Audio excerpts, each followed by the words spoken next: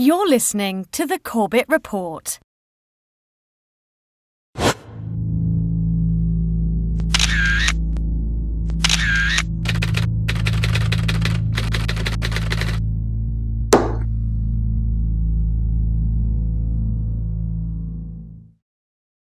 Some evil is just, it can't be explained. Are these people happy? Are they joyous now? Are they celebrating? Oh, absolutely. They're Thank celebrating. God. There's one report, this has not been confirmed, but there's several live reports that there was a cell, one of these cells, across the Hudson River.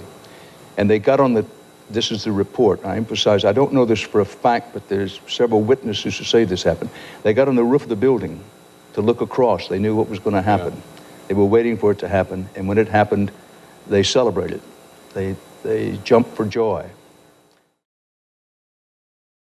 In the days after 9/11, while Ground Zero continued to smolder, millions heard Dan Rather and various media outlets repeat vague and unconfirmed reports of arrests that took place that day.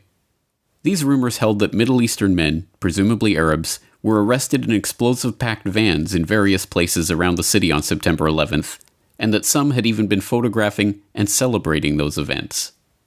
What most do not realize is that those reports were not mere rumors, and we now have thousands of pages of FBI, CIA, and DOJ reports documenting those arrests. My binoculars, and I could see the towers from my window, and this is where I'm looking, and all of a sudden, down there, I see this van parked. And I see 3 guys on top of the van, and I could see that they were like happy. They didn't look shocked to me. They didn't look shocked. The men were spotted shortly after 8:46 a.m., yet somehow at this early stage, just minutes after the first plane strike on the World Trade Center, they were already positioned in a parking lot in Liberty State Park, taking pictures of the towers and celebrating.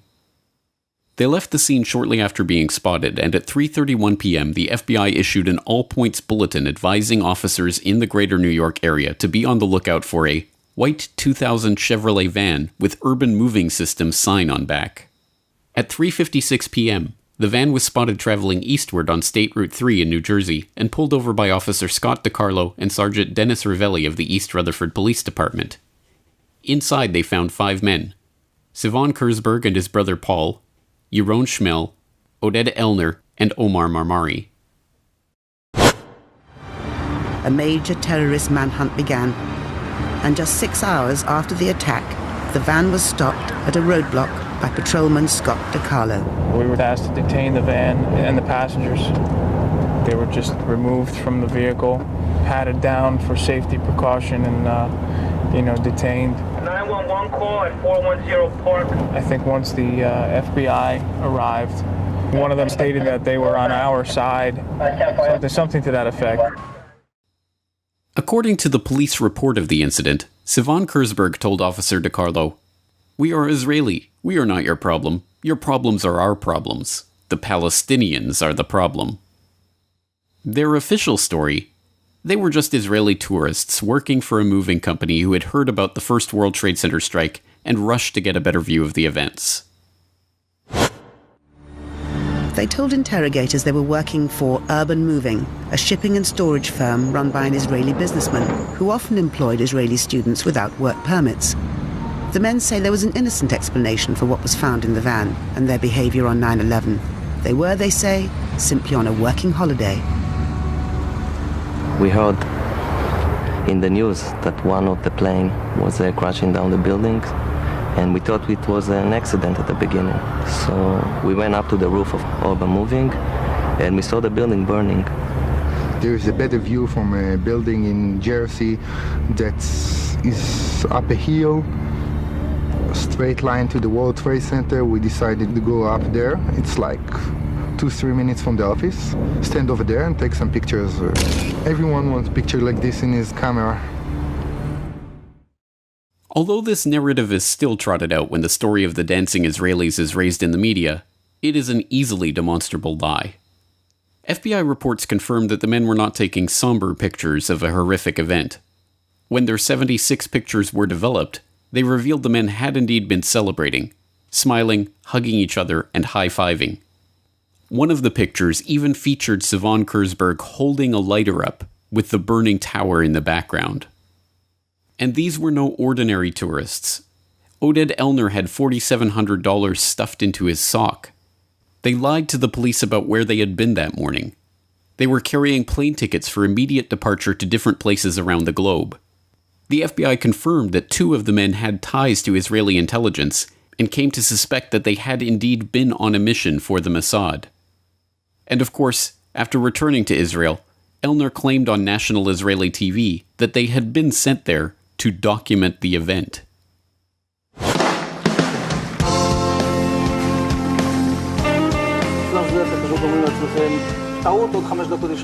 And at that point, we were taken for another round of questioning, this time related to our allegedly being members of Mossad. The fact of the matter is, we are coming from a country that experiences terror daily. Our purpose was to document the event.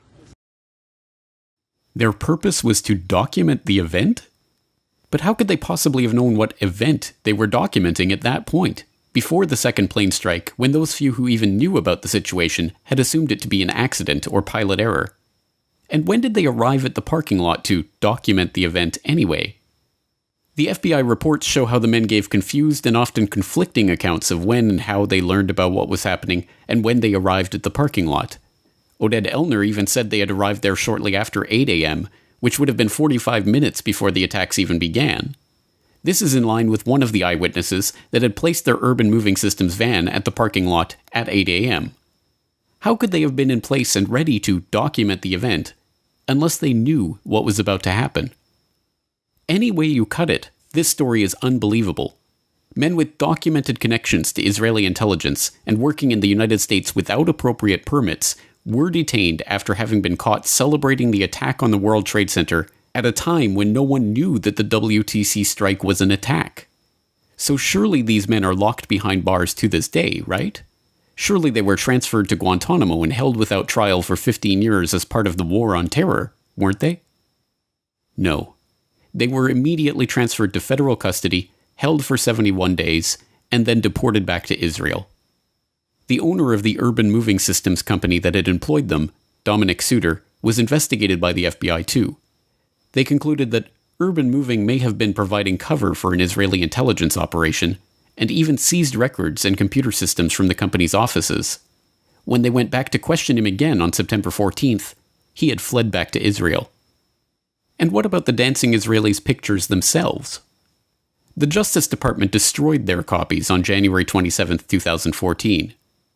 And these intelligence agents on an intelligence mission who were there to document the event of 9/11 before anyone knew 9/11 was taking place?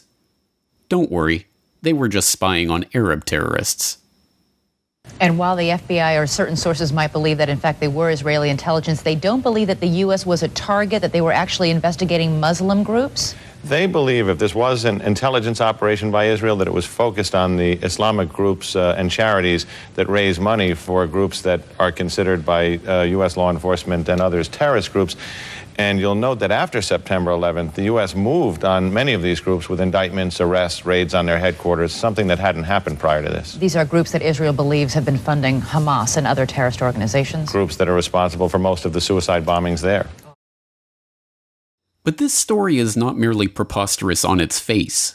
Even the implications of this story are themselves preposterous.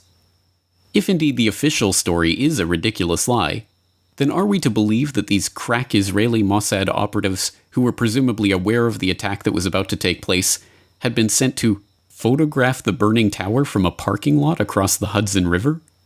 And that these specially trained intelligence professionals on their super-secret mission were celebrating, high-fiving, and going out of their way to be noticed in performance of their task? This is equally preposterous. The only other possible conclusion is that these men were serving merely as a distraction, that they were not there to photograph for Israeli intelligence one of the most heavily photographed scenes in the world on that morning, but instead to be noticed and arrested as a way to divert attention from a much bigger and more sinister story. So if they were meant to distract from a bigger story, what story could that possibly be? It has been more than 16 years since a civilian working for the Navy was charged with passing secrets to Israel. Jonathan Pollard pled guilty to conspiracy to commit espionage and is serving a life sentence. At first, Israeli leaders claimed Pollard was part of a rogue operation, but later took responsibility for his work. Now, Fox News has learned some U.S. investigators believe that there are Israelis again very much engaged in spying in and on the U.S., who may have known things they didn't tell us before September 11th. Fox News correspondent Carl Cameron has details in the first of a 4-part series. Since September 11th, more than 60 Israelis have been arrested or detained, either under the new Patriot anti-terrorism law or for immigration violations. A handful of active Israeli military were among those detained, according to investigators, who say some of the detainees also failed polygraph questions when asked about alleged surveillance activities against and in the United States. There is no indication that the Israelis were involved in the 9/11 attacks, but investigators suspect that the Israelis may have gathered intelligence about the attacks in advance and not shared it. A highly placed investigator said there are, quote, tie-ins, but when asked for details, he flatly refused to describe them, saying, quote, evidence linking these Israelis to 9/11 is classified. I cannot tell you about evidence that has been gathered. It's classified information.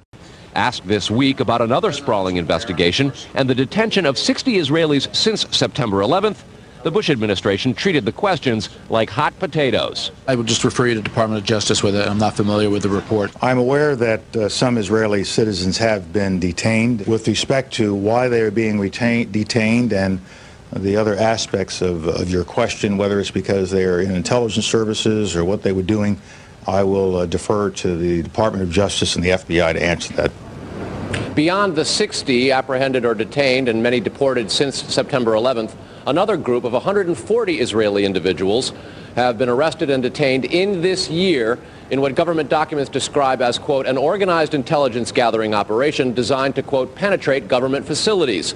Most of those individuals said they had served in the Israeli military, which is compulsory there, but they also had, most of them, intelligence expertise and either worked for Amdocs or other companies in Israel that specialize in wiretapping. Earlier this week, the Israeli embassy here in Washington denied any spying against or in the United States. Carl, what about this question of advanced knowledge of what was going to happen on 9/11? How clear are investigators that some Israeli agents may have known something? Well, it's very explosive information, obviously, and there's a great deal of evidence that they say they have collected, none of it necessarily conclusive. It's more when they put it all together. A bigger question, they say, is how could they not have known? Almost a direct quote, Brett. The most phenomenal part of this report is not that it was eventually erased from the web by Fox News itself, but that it ever made it to the air at all. In December of 2001, Fox News investigative reporter Carl Cameron filed an explosive 4-part series that went in-depth into an Israeli art student spying ring that had been under investigation before 9/11, extensive Israeli wiretapping of sensitive US government communications, and the 60 Israeli spies that were detained in the wake of the September 11th attacks. Unsurprisingly, the story was quickly dropped, and no mainstream journalists dared to continue probing into the matter. This is the real story of Israeli spies in 9/11. Not some vague rumors about some dancing Israelis, but an FBI dragnet that swept up the largest foreign spying ring ever caught red-handed on American soil. And although the FBI were convinced that these spies knew about 9/11 in advance, their investigations were stifled and the issue was swept under the rug. Rather than making Israel enemy number one in the war on terror, Israel remains to this day the US's most important ally. And if I'm fortunate enough to be elected president, the United States will reaffirm we have a strong and enduring national interest in Israel's security. In 2001, weeks after the attacks on New York City and on Washington, and frankly, the attacks on all of us, attacks that they were perpetrated by the Islamic fundamentalists, Mayor Rudy Giuliani visited Israel to show solidarity with terror victims. I sent my plane because I backed the mission for Israel 100%. But perhaps this is understandable. After all, we all remember how Yasser Arafat gloated about 9/11 and said it was good for Palestinians, right? Oh wait, that wasn't Yasser Arafat. It was Benjamin Netanyahu. The Israeli newspaper Ma'ariv has reported Israel's former Prime Minister Benjamin Netanyahu has publicly said the September 11th attacks have been good for Israel. Netanyahu said, quote, "We're benefiting from one thing, and that is the attack on the Twin Towers and Pentagon and the American struggle in Iraq." My name is Donald Trump, and I'm a big fan of Israel. And frankly, a strong prime minister is a strong Israel. And you truly have a great prime minister. In Benjamin Netanyahu, there's nobody like him. He's a winner. He's highly respected. He's highly thought of by all. And people really do have great, great respect for what's happened in Israel. So vote for Benjamin. Terrific guy, terrific leader, great for Israel. Given that the ultimate consequence of 9/11 was the beginning of a now 15-year-long struggle to transform the Middle East, a struggle that the neocons that went on to populate the Bush administration had been openly advocating since the clean break policy paper in the mid-1990s, it isn't hard to see how the September 11th attacks were indeed a boon for Israel. But information linking Israeli spies to advance knowledge of 9/11 remains classified information. In a world of true justice, the dancing Israelis and other Israeli spies with insider advance knowledge of the 9/11 attacks, who openly celebrated those attacks, would be the targets of the war on terror, not its beneficiaries. Some evil is just, it can't be explained. Are these people happy? Are they joyous now? Are they celebrating? Oh, absolutely. They're Thank celebrating. God. There's one report. This has not been confirmed, but there's... I actually figure very largely in a number of the key conspiracy theories. September 11th, September 11th. Terrorists or terrorism, September 11th.